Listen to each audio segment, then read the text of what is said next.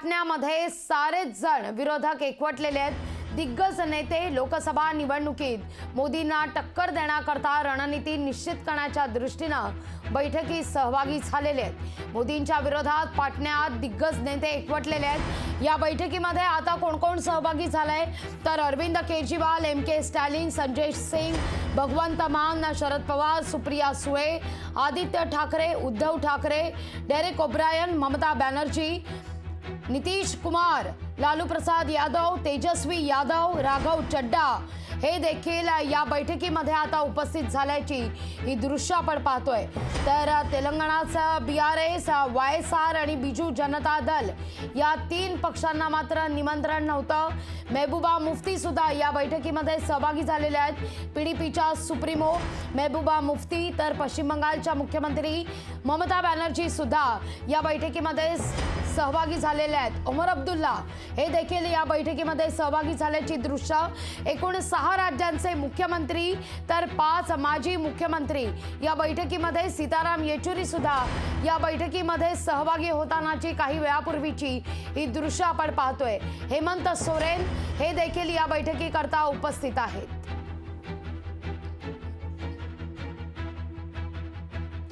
याविषयी अधिक माहिती देण्यासाठी आपल्या सोबत हिंदुस्तान टाइम्सचे राजकीय संपादक विनोद शर्माजी हे जोड़ले जात आहेत। नमस्कार, लोकशाही मध्ये आपलं स्वागत। विपक्ष दलों की बैठक हो रही है, नीतीश कुमार इनके आवास पर, क्या अधिक विश्लेषण आप कर सकते हो इसका? विपक्ष दल ये लड़ाई 2024 की जीत सकते हैं ये बैठक की बात? ये तो वक्त बताएगा कि जीत सकते हैं कि नहीं, लेकिन भारतीय जनता पार्टी को वॉकओवर नहीं मिलेगा। अगर 1-to-1 कॉन्टेस्ट एक और एक कैंडिडेट देके भाजपा के खिलाफ एक कैंडिडेट संपूर्ण विपक्ष देता है हर कॉन्स्टिट्यूंसी में, तो भारतीय जनता पार्टी के लिए मुश्किल हो जाएगी। क्योंकि भारतीय जनता पार्टी का अगर आप वोट बैंक देखें, उनकी जो अभी तक प्रदर्शन रहा है 2014 में और 19 में, तो जो विपक्षी दल हैं उनके पास जो वोट डले थे वो पूर्ण मिलाकर भारतीय जनता पार्टी से कहीं ज्यादा वोट है।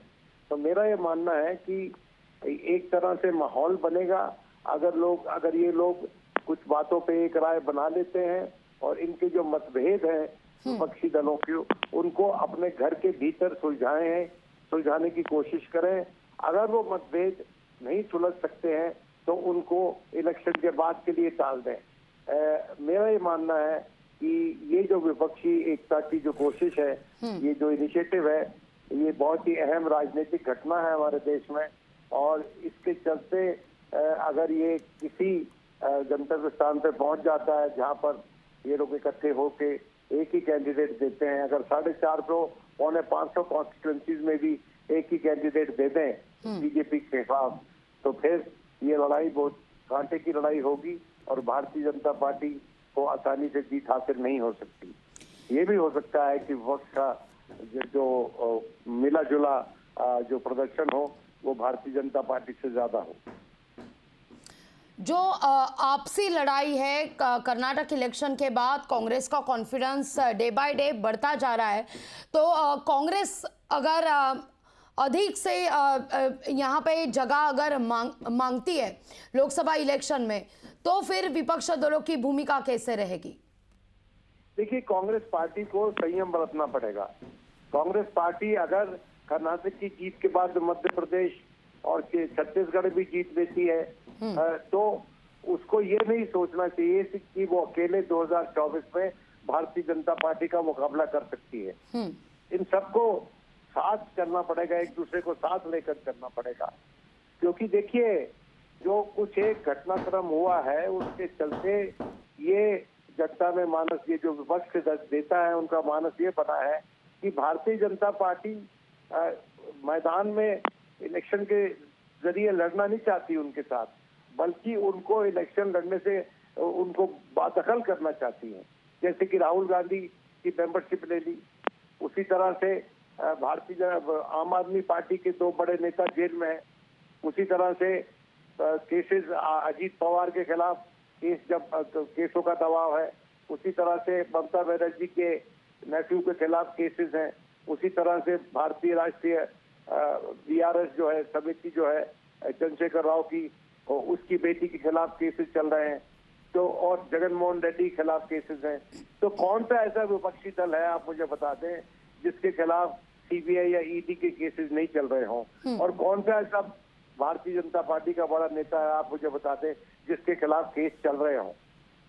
अगर आप उनके साथ जाके उनके पाले में जाके मिल जाते हैं तो हेमंत बिस्वा शर्मा की तरह आप मुख्यमंत्री हो जाएंगे, बनिस्बत इसके कि आप सीबीआई का सामना करें या ईडी का सामना करें।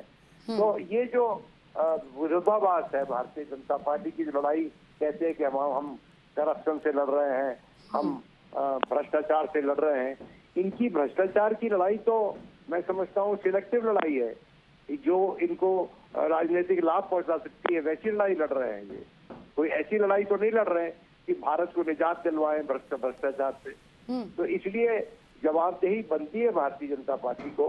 वो एक बड़ी राष्ट्रीय स्तर की पार्टी बन के उभरी है पिछले 10 वर्ष में, और अगर उसके खिलाफ एक गठबंधन बनता है, भले ही वो फॉर्मल हो या इनफॉर्मल हो, वो तो वक्त बताएगा कि कैसा होता है। तो फिर जनता को एक चॉइस तो मिलती है।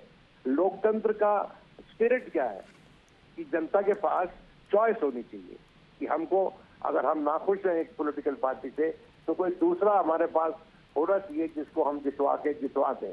इसी तरह से जवाबदेही बनती है सरकारों की, जनता बनवाती है। बिल्कुल। और लोकतंत्र में तो जनता ही जनार्दन होती है। बिल्कुल। और अगर जनता जो जनार्दन है उसके पास चॉइसेस नहीं होंगी लोकतंत्र में, तो फिर हमारा लोकतंत्र फिर कमजोर हो गया।